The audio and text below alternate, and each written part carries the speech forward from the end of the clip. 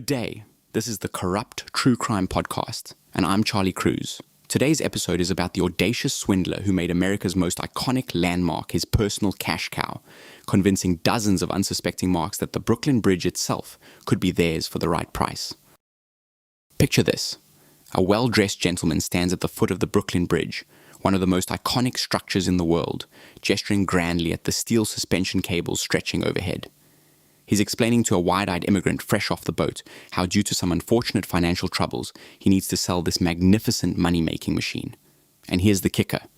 The immigrant believes him, pulls out his life savings right there, and buys the Brooklyn Bridge. 3 days later, the same gentleman is back at the same spot with a different mark, selling the exact same bridge all over again. This is the world of George C. Parker, the man who turned America's most famous landmark into his personal cash machine. Now, you've got to understand something about turn-of-the-century New York. This was the golden age of opportunity and the golden age of getting fleeced.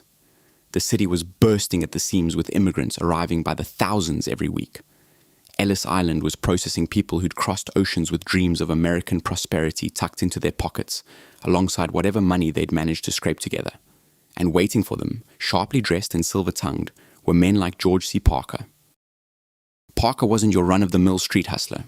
This was a sophisticated operator, a charlatan with style. He understood something fundamental about human nature. The bigger the lie, the more believable it becomes. Who would dare claim to own the Brooklyn Bridge unless it were true? The sheer audacity of the claim gave it weight. Here's how he worked. Parker would position himself near the landmarks themselves, timing his appearances for when confused newcomers would be gawking at the architectural marvels of their new home. He dressed impeccably tailored suits, leather portfolio, the whole presentation of a respectable businessman. He'd strike up casual conversation, establish rapport, ask where they were from, what brought them to America. Then, almost reluctantly, he'd reveal his secret. Financial troubles, he'd explain. Perhaps a bad business deal, or debts that needed settling, or an urgent need to relocate. Whatever the story, the conclusion was always the same. He needed to sell valuable property quickly at below market rates. And the property in question? Well, take the Brooklyn Bridge, for instance. The documents Parker produced were masterpieces of forgery.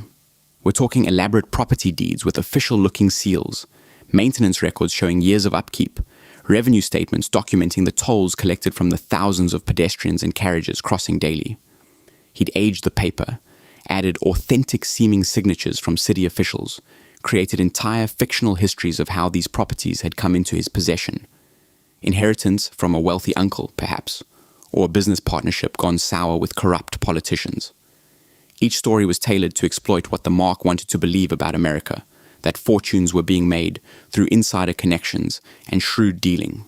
The Brooklyn Bridge became his signature score, but Parker's ambition didn't stop there. He sold Grant's tomb multiple times, spinning tales about tourism revenue and the honor of maintaining an American monument. The Statue of Liberty went to several buyers, with Parker explaining elaborate schemes about charging admission fees. Madison Square Garden, the Metropolitan Museum of Art. If it was famous and fixed to the ground, Parker had papers proving he owned it. The hook was always the revenue stream. For the bridge, he'd walk marks through the mathematics. Thousands of people cross every day. Charge even a nickel per crossing, multiply by foot traffic, and you're looking at serious money. He had forged ledgers showing fictional income that made greedy eyes light up. The gap between what the property was supposedly worth and what Parker was desperately willing to accept created urgency that short-circuited rational thinking. Some victims were so thoroughly convinced they immediately set about monetizing their new investments. They'd construct toll booths at the bridge entrances, hire workers to collect fees, and start stopping traffic. Imagine being a New York police officer dealing with your third confused immigrant that month trying to charge people to cross a public bridge. At first, cops treated these as isolated incidents, just folks who'd misunderstood how America worked. It took years before investigators recognized the pattern. Parker operated at a pace that's genuinely staggering. During peak immigration periods, he allegedly sold the Brooklyn Bridge twice a week. Think about that audacity. The same bridge, the same city, different marks, same con, week after week, year after year. He'd make the sale, collect his money, anywhere from $50 to $50,000 depending on what the victim could afford, then disappear. He'd change his name, rent a different temporary office, alter his appearance slightly, and resurface when the heat died down. The psychology he exploited was brutally effective. He targeted people unfamiliar with American property law, which ruled out locals but opened up virtually every newcomer. He specifically sought immigrants from countries where landmarks could be privately owned, where government corruption made such sales plausible. The Eastern Europeans, the Irish, the Italians, people arriving with some capital but limited sophistication about how things worked in New York. And here's the clever bit Parker always seemed reluctant to sell. He'd need convincing, which paradoxically made Marks more eager to buy. He'd present himself as doing them a favor by letting them in on this opportunity. The harder he made them work for it, the more they wanted it. Classic con artist psychology people value what they have to pursue. For nearly 3 decades, this scheme worked beautifully. Parker lived comfortably, but not ostentatiously, which helped him avoid attention. He didn't buy mansions or flash wealth around. The money went into maintaining his respectable appearance and funding increasingly elaborate props for future cons. He was too smart to get greedy in obvious ways, but not smart enough to know when to quit, because eventually patterns emerge. Detectives at the New York Police Department started comparing notes. Another toll booth dismantled at the Brooklyn Bridge. Another confused immigrant with paperwork claiming ownership of Grant's tomb. The documentation started looking familiar. Same fake notary seals, similar typefaces, matching forgery techniques. Some victims, particularly those who'd lost substantial money, refused to slink away in embarrassment. They demanded action, kept pressure on investigators. The breakthrough came through document analysis. Investigators collected the fake deeds Parker had distributed and laid them side by side. The same handwriting appeared across multiple landmarks and multiple supposed sellers. The same fictional law firms appeared as witnesses. The same age paper stock. The same forged signatures. This wasn't random. This was a single source producing all these fraudulent documents. Surveillance began. Detectives staked out the major landmarks, watching for well-dressed men conducting business with confused-looking immigrants.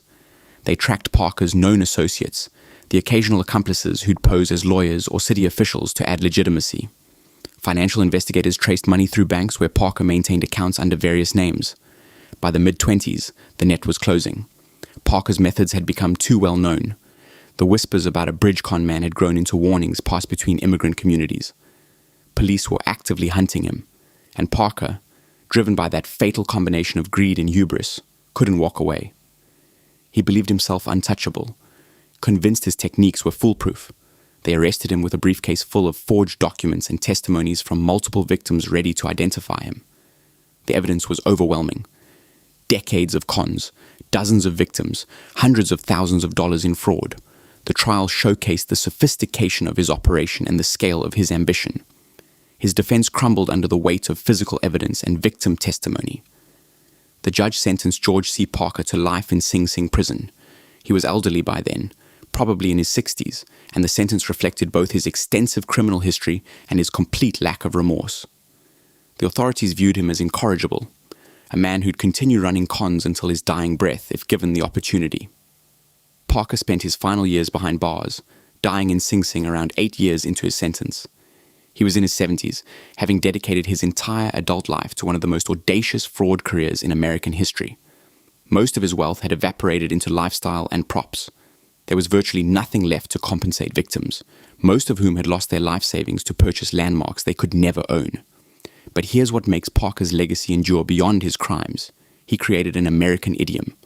When someone's being gullible, we still say, "I've got a bridge to sell you." That phrase entered the language specifically because of this man and his preposterous, brilliant, repeatedly successful scam.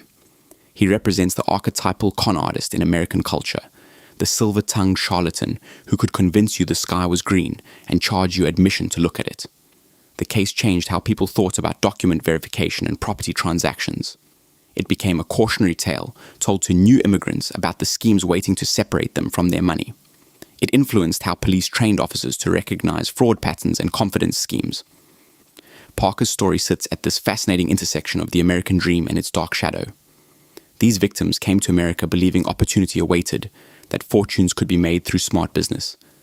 Parker sold them exactly what they wanted to believe, that with the right connection and quick action, they could own a piece of America's greatness. The tragedy is they were right about America offering opportunities. They just bought theirs from the wrong salesman. What's remarkable isn't just that Parker pulled off this con, but that he did it so many times, so publicly, for so long. The Brooklyn Bridge never moved. It was always right there, owned by the city, operated as public infrastructure. Yet Parker convinced person after person that it was his to sell. That's not just fraud, that's almost performance art. In the end, Parker died as all con artists eventually do, caught, convicted, and caged. His cleverness bought him decades of freedom and comfort, but it couldn't buy him escape from consequences. The same city he fleeced for 30 years sent him to Sing Sing, and the same bridge he sold countless times still stands, connecting Brooklyn to Manhattan, owned by no one and everyone. Every time someone uses that phrase about selling bridges, they're unknowingly invoking George C. Parker's ghost. The man who understood that in the right circumstances, with the right story and the right documentation, you could sell someone anything, even something that was never ever yours to begin with. Brilliant, absolutely. Criminal, without question. Worth it, ask him. He died in prison, but he did make it into the dictionary. The thing about brilliant schemes is that they are seldom brilliant enough, and no matter how clever you are, the house almost always wins.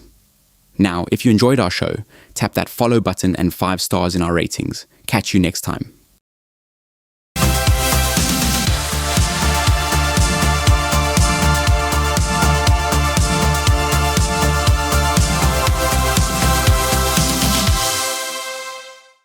Grab news. Thomas.